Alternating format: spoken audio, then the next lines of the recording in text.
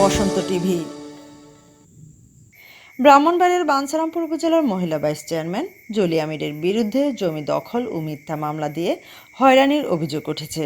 ভুক্তভোগীদের দাবি, জলি আমির ও তার পরিবারের সদস্যরা আওয়ামী ক্ষমতা ব্যবহার করে মমিনুল ইসলামের 4.5 শতক, আওয়াল মিয়ার 4 শতক, মৃত আব্দুর রশিদ মিয়ার 4 শতক জমির চারদিকে দেয়াল নির্মাণ করে দখল করে নিয়েছেন।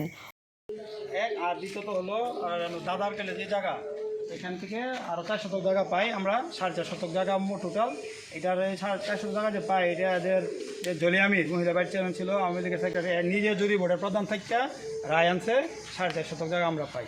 আমাদেরকে বুঝাই দিবে যে 4 গ্রামের লোকজন বৈশা এখানে মিটিংয়ে ছিল, মিটিংয়ের সিদ্ধান্ত দিল এটা।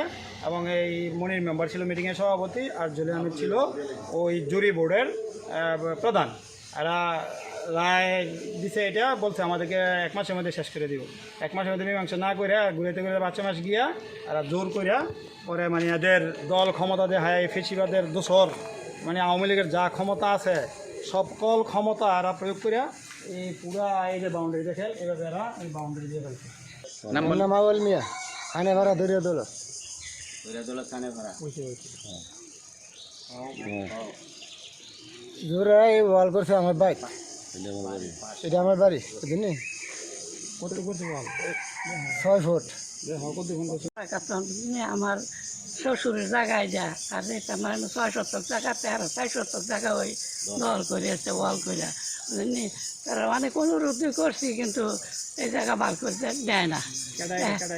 এটা ওই আমির জলি আমিরেরা তারপরে গাছ গাছের কাঠো ধরে ইয়ে ধরে হেরোই খায়, আগে তোর তরহারি করছে, হেরোই না খাইছে।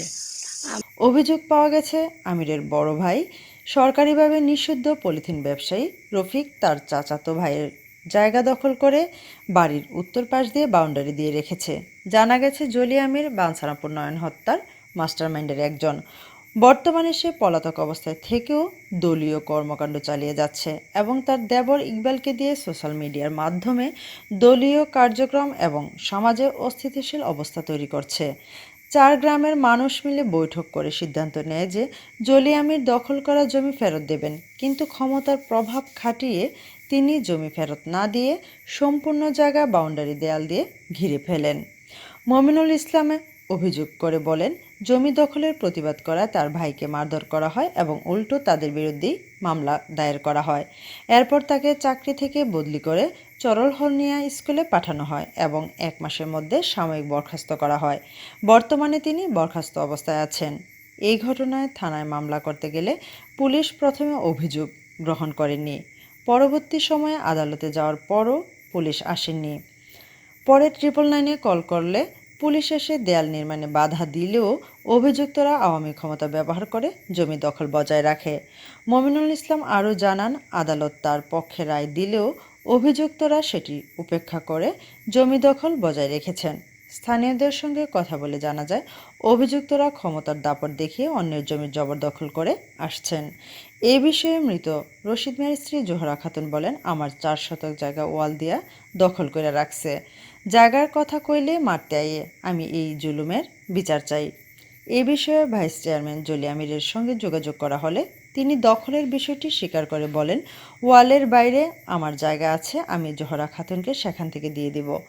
অভিযুক্ত জলি আমিরের ভাসুর রফিক মিয়ার সঙ্গে কথা বললে তিনি সাংবাদিকদের সঙ্গে সাক্ষাৎকার দিতে অস্বীকৃতি জানান। মমিনুল ইসলাম সহ ভুক্তভোগীরা প্রশাসনের কাছে দ্রুত ন্যায় বিচারের দাবি জানিয়েছেন এবং যথাযথ পদক্ষেপ গ্রহণের আহ্বান জানিয়েছেন।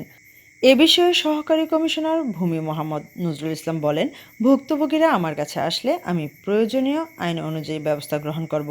বাঞ্ছারামপুর মডেল থানার অফিসার ইনচার্জ মোর্শেদ আলম চৌধুরী বলেন, এ ব্যাপারে অভিযোগ দায়ের করলে আমি আইন অনুযায়ী ব্যবস্থা নেব।